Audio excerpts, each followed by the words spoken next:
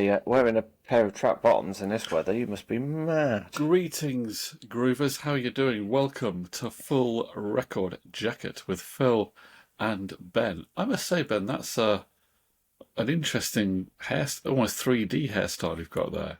I know. Do you know what? I was just about to cut. I could see it. I feel like I'm in Weird Science for all you 80s filming, and Duran Duran all at the same time. It's most bizarre. I just, It's it's not a hairstyle, Phil. This is literally just wake up, blow dry, and I've just left it. It's massive, isn't it? Look at it. It's huge. it's just a lot to deal with. I just deal with mine by going bzzz, And then and polishing it. exactly.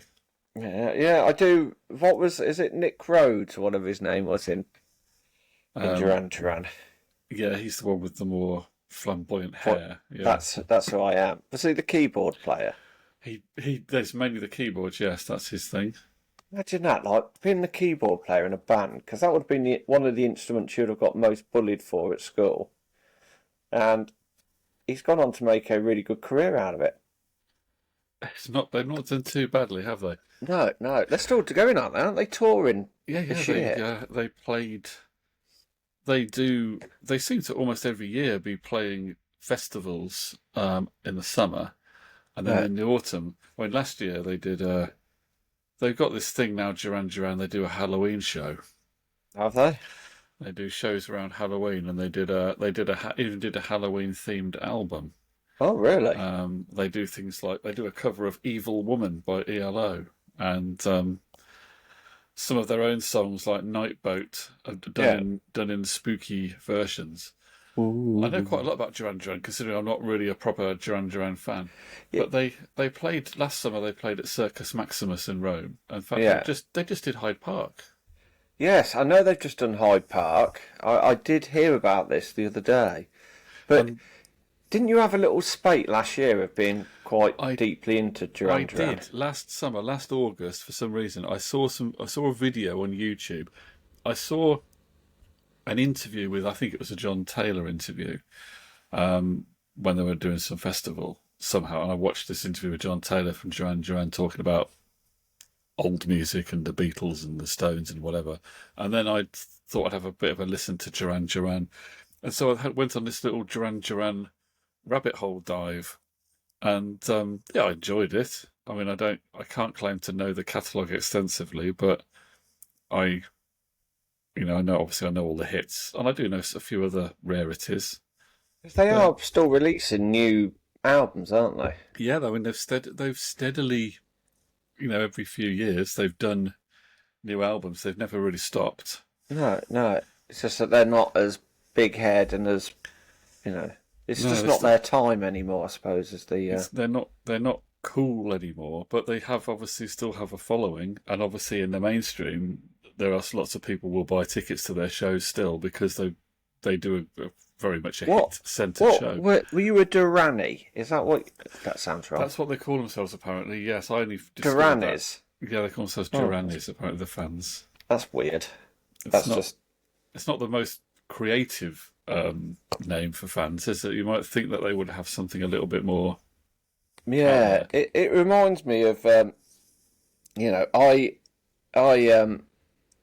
I used to work with a gentleman, and he went for a certain operation where he became no longer a gentleman, and they, he got all those names in the world that you could choose from, and I can't remember what his bloody name was now, but it was almost like he went from being Barry to Barryana or Michael to Michelle. It's like you could have any name you want, you could choose anything, and you've just chosen a hybrid version. Feminized version of your own name. Yeah, yeah, yeah. Durrani just sounds like it's the only option. I mean, what would you be?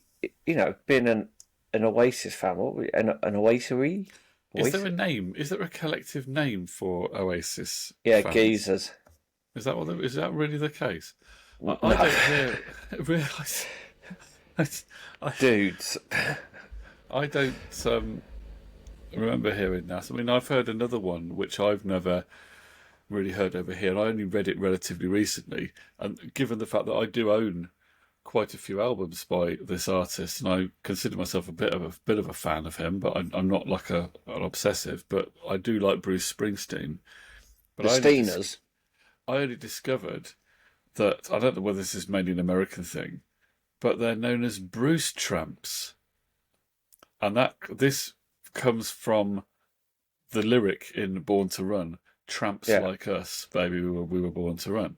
Yeah. So the Springsteen fans, they're the tramps like us, so they call themselves the Tramps. I never really heard that. Have you ever heard that before? No. Why don't they just call themselves Tramps like us? Or Maybe that sounds. I mean, I suppose the Oasis fan we could be called the Supernovas, or you just don't give the fans a name. You're just a Bruce Springsteen fan. Just be fans. Yeah, I think it's better to just be fans. Yeah. You haven't got a shirt that you wear. It's not like supporting a football team. So no, and some of the fan bases are a bit odd, aren't they? Really, some of them do tend to sort of take on a characteristic. Yeah, and some of them really obsess about certain artists and spend hours reading and watching about them, and then listening to their new albums, and then messaging their friends all about their new albums. How is the new Madonna album anyway? I thought for a moment you were talking about Lady Gaga fans who spend all day. Some of whom seem to spend all day slagging off Madonna. That seems to be their main Gaga thing. fans, calm it down. That seems to be their main thing. The little monsters. They're not. Well, talking of that, so there's a new. I could do the countdown. Because there's a new, because I do the chart countdown quite a lot, don't I? I'm really into all the chart countdowns. Yeah. There's a brand new one in at number 1 on the album chart, and it's number 1 in the United States. I have listened to it, which is an achievement because in the United States it's harder for her to get a number 1. Yeah. She hasn't had as many number 1 albums in the US as here. But yes, so of course we are talking about the mighty Madge. So you listened to it. Would you believe it, Ben? I liked the album. I know it's sort of a shock, but I thought. I mean, it would have been a whole different show if I'd turned them and said, "How's the new Madonna album?" And you went, "Do you know what, mate? I love Madonna, but I've listened to this, and it's a bag of tripe." It would have made a show, wouldn't it? Yeah, but I'm going to say it. I'm not shocked that you enjoyed the album, and I have listened to it, and it's not a best album. I'm going to say that controversially. I still think Ray of Light is a best album for me, but it's definitely up there. I really did quite enjoy it. The thing with like sort of those dance heavy beats and stuff is after what it does sound a bit samey, but I really, really enjoyed it. I thought it was a really, really good album. And it's distinctively Madonna. You can tell it's Madonna, whereas all these other, like your Sabrina Carpenters and Taylor Swifts and that, they all sound like each other. Where there's something about, whether it's Madonna's vocal or something, I don't know, but there's something distinctively Madonna-ish about it. Yeah, there's clearly, the vocals obviously must be a big part of it. I think I don't want to make too many comparisons with the other albums because it's still quite new and I'm still absorbing it. I don't like to say... I don't like a music sponge. I don't like to do the hyperbole of excitement, but it is... I think it has delighted pretty much everybody. It's interesting for me to be enjoying a record like this because it's the dance genre, really, isn't it? I mean, this album is influenced by house music and 80s... Chicago house and early 90s dance music, and I've never been a huge dance music fan. Madonna's kind of an outlier for me. Where did this come from, Philster? I was always more of a rock and roll fan. I always thought back in the 90s you were dreamscaping it up. Well, this is exactly it. I wasn't. But so in mind a way, blown. And I must admit that when although I've always been a fan of Madonna as a pop songwriter, performer, etc., when she has all the dance mixes of her stuff, that wasn't a primary interest for me. I mean, there's even some of the dance mixes from across the years that I've not really bothered to listen to. Although in the last year or two, I've gone back and I've started to dig the dance style more Yeah, now as an older person than I did when I was younger. Is that yeah. nostalgia or something, or have I got just opening my mind? I don't It. know, but yeah, I think it's a bit like people you say to me when you say back when I was a teenager, I don't like cheese. People be like, yeah, there'll come a point where you will, and and now I can eat cheddar. well there you go. So Madonna is basically cheddar cheese, is It's what we're this is saying. it. It's dance music is my choice. I Mhm. must admit, I still there are some dance records that I like, obviously from across the years, but there aren't any dance artists that I particularly think I want to go out and buy all their stuff. Not even the DJs or whatever. But Yeah, yeah, Madonna is like the gateway artist for me into the dance yeah, yeah. music. I mean, I've bought a few dance albums over the. I mean, I suppose in that genre, I suppose it'd be like almost like the Chemical Brothers. They're a form of electronic dance music, aren't they? Yeah, yeah. And I remember buying "Dig Out Your Hole," and I always find it just becomes a little bit too like a headache after a while. I could It listen to can it do. once, and then I'm like, and probably the That's only the my only album thing. that's yeah, the only album that's sort of fallen into a sort of thing. Obviously, I like trip hop, and trip hop's obviously a different form of that sort of dance music. Is the Fat of the Land album by the Prodigy, because that kind of mixes dance music with rock and roll as well. So it's kind There's of a like a punk. hybrid of There's a punk rock aspect to the Prodigy, isn't there? yeah, yeah, Certainly yeah, that which era of the Prodigy. yeah, Going back to what you said about the Chemical Brothers, I kind of agree with that. That I enjoyed their stuff, but after a while, it did sort of. It was yeah. After a while, I couldn't listen to a whole hour of it. It might do no, my head no, in. But I can listen to an hour of this, and I don't know why that is. Is it because of the songwriting? And obviously, there's a bit more singing, and they are still all songs, aren't they? They're not just dance records; they are no, no, songs. and it's not like it's just boom, boom, boom, boom, boom in your sort of face. There is a sort of Yeah, you know, it's Madonna. It's still Madonna, but it's yeah. I really enjoyed it. I mean, I haven't gone sort of rummaging through a rubbish like you have, into it. But yeah, from what I heard, I put it on and I wasn't like, oh, I'm not enjoying this. I wanted to listen to the whole album and I didn't enjoy it. I've had it on a couple of times, to be fair. Do So you do you think it makes any difference that, like the first Confessions album that she did 20 years ago, it's been mixed so that it's in a continuous sequence. There's no gaps. It yeah, that's goes. one of the It things plays I out. noticed was it just carries on going because I was like, I sort of had it on the car. You know what it's like when you're driving and sometimes music fades into the sort of ether, and I was like, oh, I'm on a different song, but I didn't realise I was on a different song because obviously you didn't have that break that sort of mentally tells you there's a new track about to start. And I did quite enjoy that because it just felt like I was eating one big slab of cake. Yeah, and obviously it's supposed to mirror a DJ set. Yeah, Um, and it kind of does that help with the flow? Or I mean, you could have these songs in a sequence and have a gap between them, and it would still be good. But I think does it just like the extra? Is it the extra icing on the cake having this non-stop mix? yeah, I think it helps with the feel of the album. I think if you had that break, it would make you feel a bit stop-starty. So this is basically a concept. Some people have suggested that this is basically a concept album, and the way it flows is obviously deliberately engineered. So it starts off with her doing this. Some people may have heard it already. I feel so free, which is kind of like an intro, and she's talking about the dance floor and come on, meet me on the dance floor, etc. So she's talking about going dancing, but maybe at this point she's not actually dancing. And then the next couple of songs, and then you get into where it gets a little bit more dancey, doesn't it? It's almost like you've Yeah, now entered the club and you're now dancing to these beats. And then there's a few songs that are a bit more beat heavy and a bit more,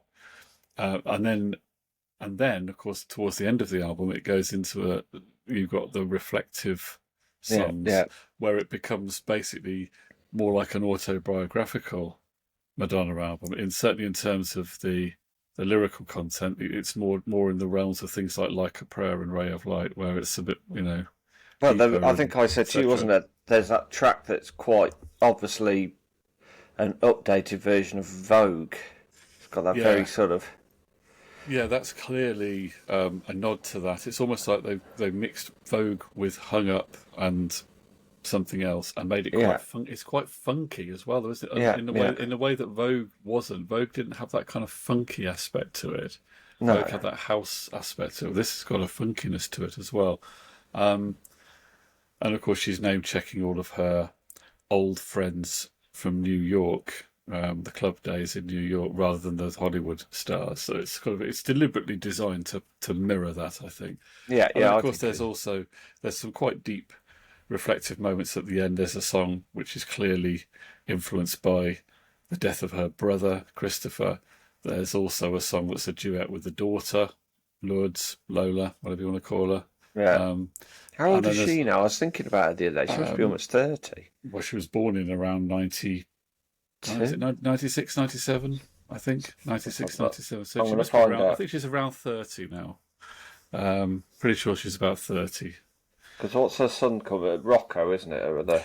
Yeah, he's younger, isn't he? He was more around 2000, I think. Yeah. Let's have a look. So Lourdes Lola is 29. October 14th, 1996. So she's 29. 5'7", in case you wanted to know. Lourdes Maria Ciccone, is it? Ciccone, Ciccone Leon, her name is. got all the names in there.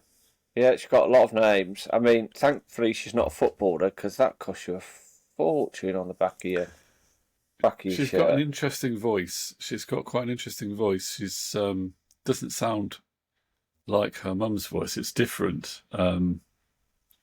Yeah, worth a listen. I mean, she does look like her mum, don't she? I'm just having a look at a picture of her now. Kind of like a yeah.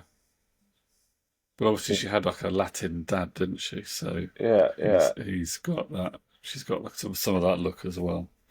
yeah. She's you can see there's a Madonna influence in her there. Yeah. I mean, yeah, She's certainly got attitude. She's very much sort of I'm so cool. I'm too cool to even be here kind of attitude. yeah. I think if She you're coming out of Madonna's loins, I think attitude is going to be something that you you, naturally. you probably would have that. Yes. Yeah, just before you pop out the baby hatch, there's a geezer there going, all right, here you go, here's your bag of attitude, just take this with you. And cheerio. But like I said, I enjoyed it. I wouldn't say it's um, as singy as it's not as good as Ray of Light for me, because I think Ray of Light just, there's But you know something, that much better, though, don't I you? know it much better, yeah, and I think it is more my kind of thing, Ray of Light. It's a very sort of beautifully complicated sort of record, that one. But no, I have to admit, I did enjoy it, Philster. I did enjoy it, and I will, and it's the bass on it is pretty decent as well. It's It's got a pretty nice deep. heavy bass, Yeah. which doesn't overpower it. It's just there, and it's kind of like it's almost sort of what's the best way to describe it? It's just like a nice. It's like listening to a heartbeat. It's like That's I think is it. It's there's a sort of a hypnotic pulse to it, yeah, yeah. It's not bass for bass sake. And even on these tracks where the beat, you might say, is that a bit repetitive? But I think that's the point, isn't it? To be hypnotic. That's the whole Yeah, point. yeah. This is a dance music record. They're not making a Soul funk jazz. Oh, no. They're not making a just going straight for pure pop. This is supposed to yeah, be true to its dance roots. And I yeah, think it's also interesting as well that she hasn't caved into the modern trend where they're making songs shorter and shorter now, aren't they? Pop songs. They've yeah, suddenly yeah, got much shorter. You remember in obviously in the 50s and 60s, pop songs were super short. You could have 2-minute songs, right? Oh yeah, because we used to utilise that, didn't we, on our radio show? Oh Because yeah, we'd yeah, always yeah. have a 2 minute gap before the news. 2 minutes, 1950s rock and roll was 60s song. 50s Cliff, weren't it? I mean, it's, Before we transferred to, was it well, Sunrise Radio for the news? yeah. So, Something like that, wasn't it? so you take a track like "Please Please Me" by the Beatles, one Yeah, minute 59 seconds. that's mad. It's over inside 2 minutes. And then, of course, as the 60s went on, songs got longer. Then you had the occasional experimental one where you had things like House of the Rising Sun, 4.5 minutes, and then Hey Jude being 7 minutes and whatever. And then you got Meatloaf.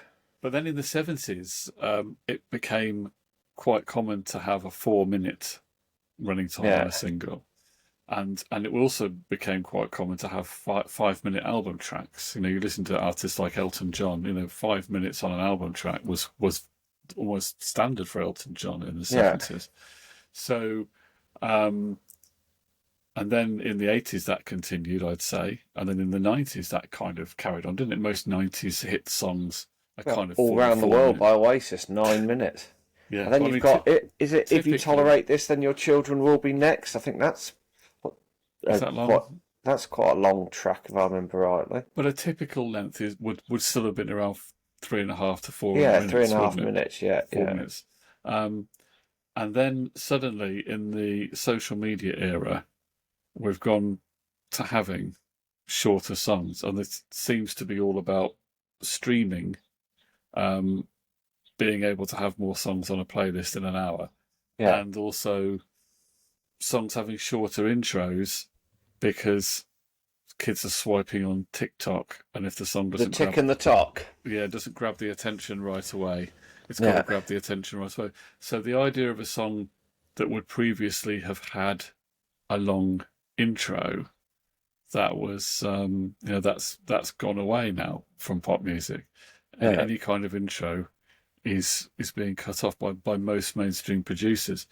So it's quite interesting that Madonna and Stuart Price with this album have paid no attention to that whatsoever, and they've just gone to make a traditional album yeah, yeah, which has to be really heard in order with yeah, with no gaps between the songs. yeah, So it's totally the opposite of the playlist algorithm culture that dominates at the moment. So you can't accuse them of going in line with the commercial trends, yeah. which I And thought it was quite works. interesting. I And it's say my big worked.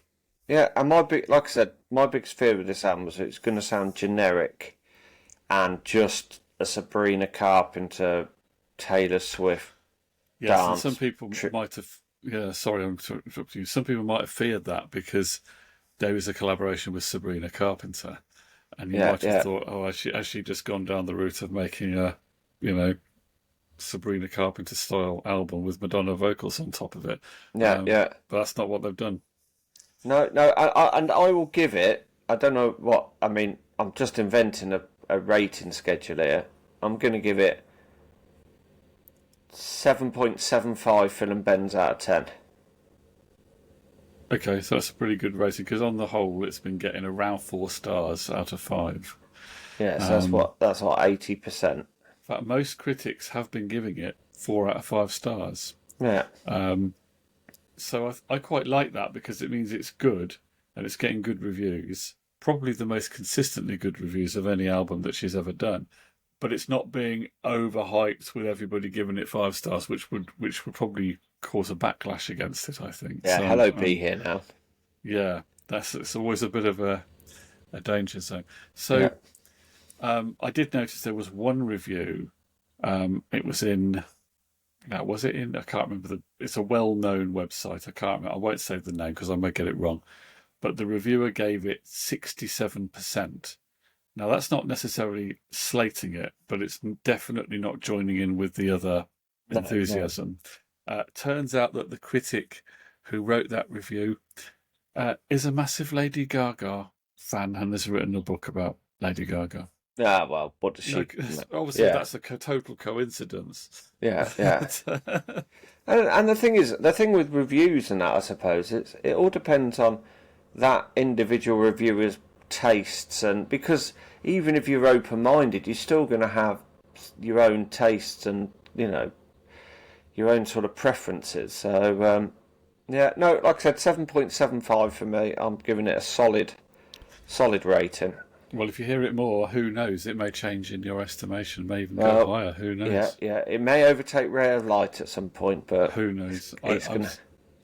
I'm certainly saying that I feel confident that I could also give it at least 4 out of 5 Yeah, yeah, stars. Um, and maybe it will go higher as well. But I certainly feel that it can stand proudly alongside any of the other albums that yeah. she's made. So that's another thing. I don't want to waffle on about Madonna all the time, but it's just an interesting He thing about says that. older artists. Because obviously she's had this #1 album at the age of 67.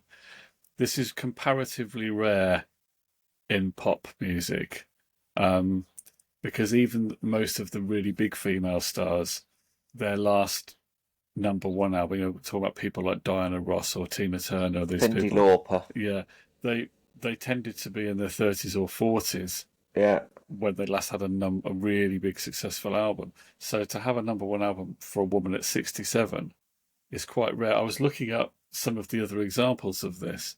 Do you remember Susan Boyle, the woman who yes. was on the, was it the, Britain's Got Talent or whatever it was. whatever it was, yeah, that, right, 2010 apparently was when her first album was big.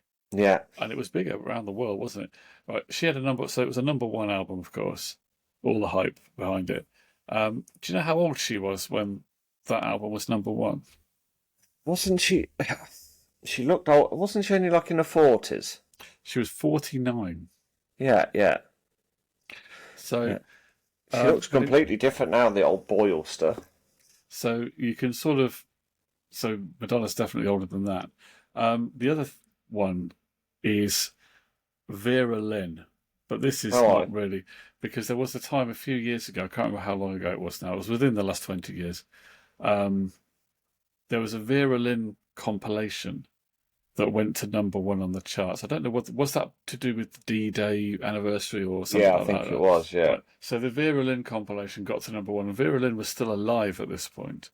So at that point, she was 92, but it doesn't really count, I don't think, because at that time it wasn't new music; it was just a reissue of old stuff. So she could theoretically have been dead, you know. Yeah, yeah. So I don't really think that would count. But there was an album in 2016 I found that Barbara Streisand did an album, Streisand. and it was a duets album where she sang every song as a duet with various celebrities Oh, and I film remember this stars and album. people, and that got to #1. So that she was 74 at that time.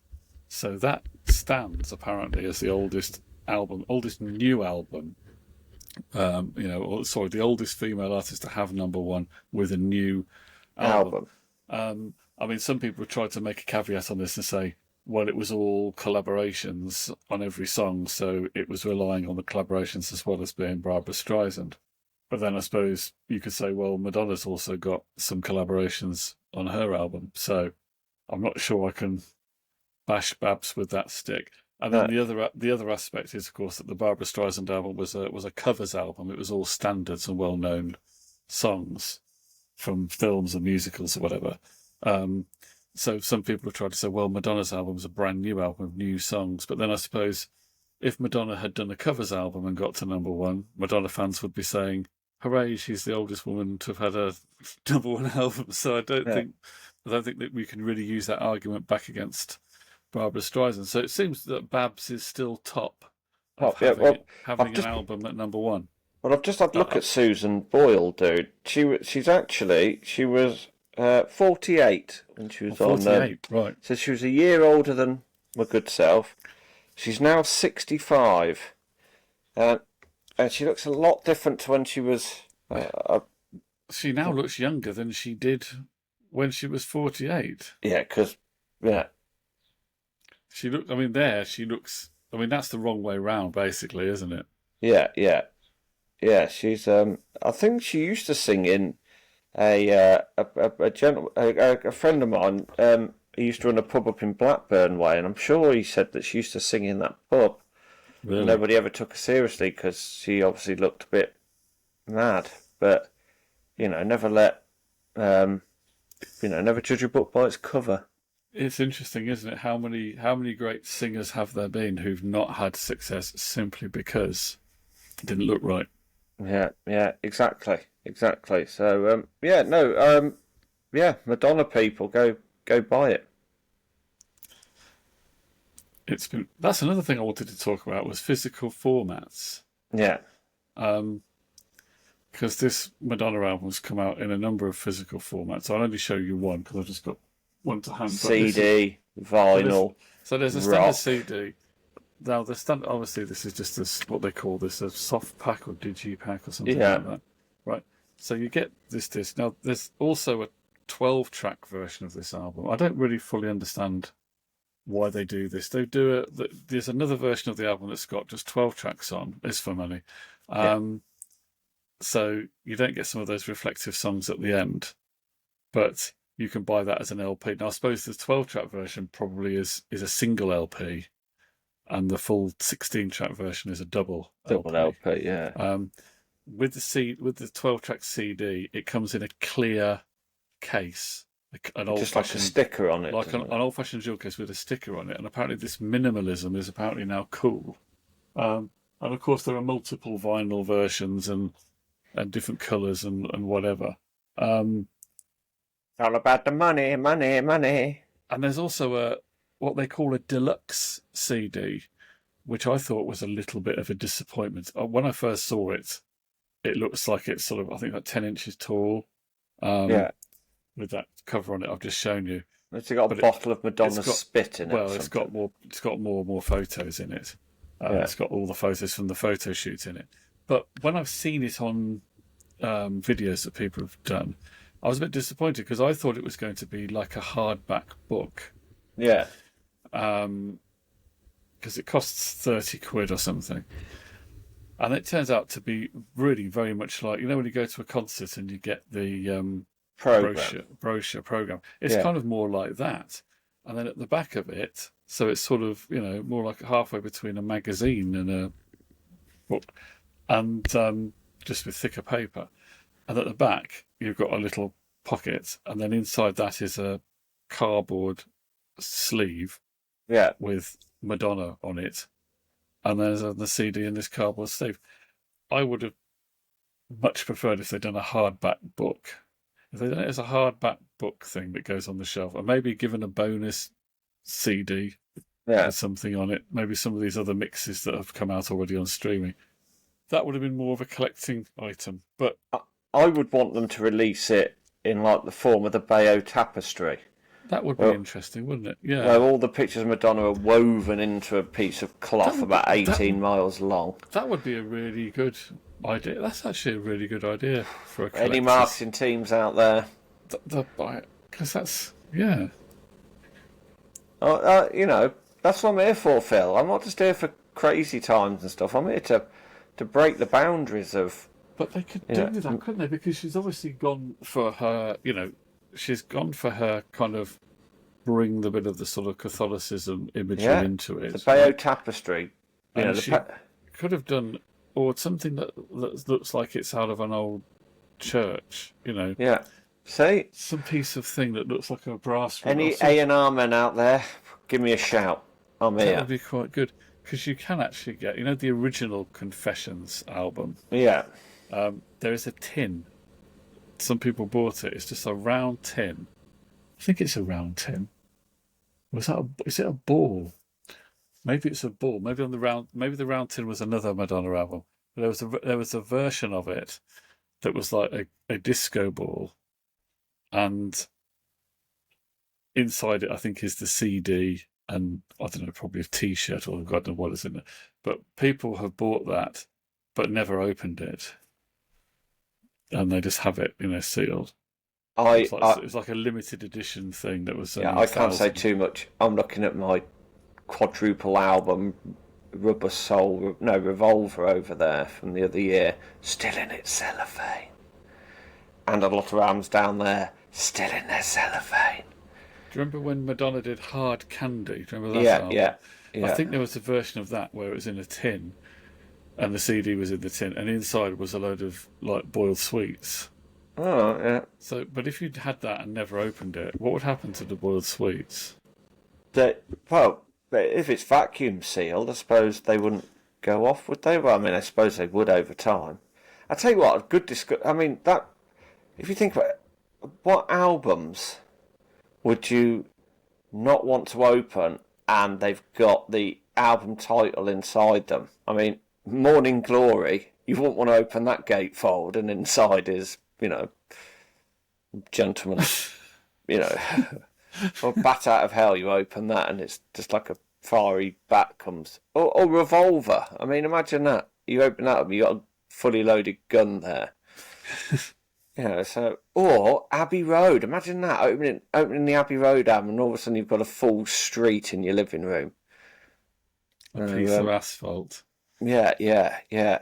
Or Yourself or Somebody Like You by Matchbox 20, opening that and there's a lesser version of myself annoying me all day.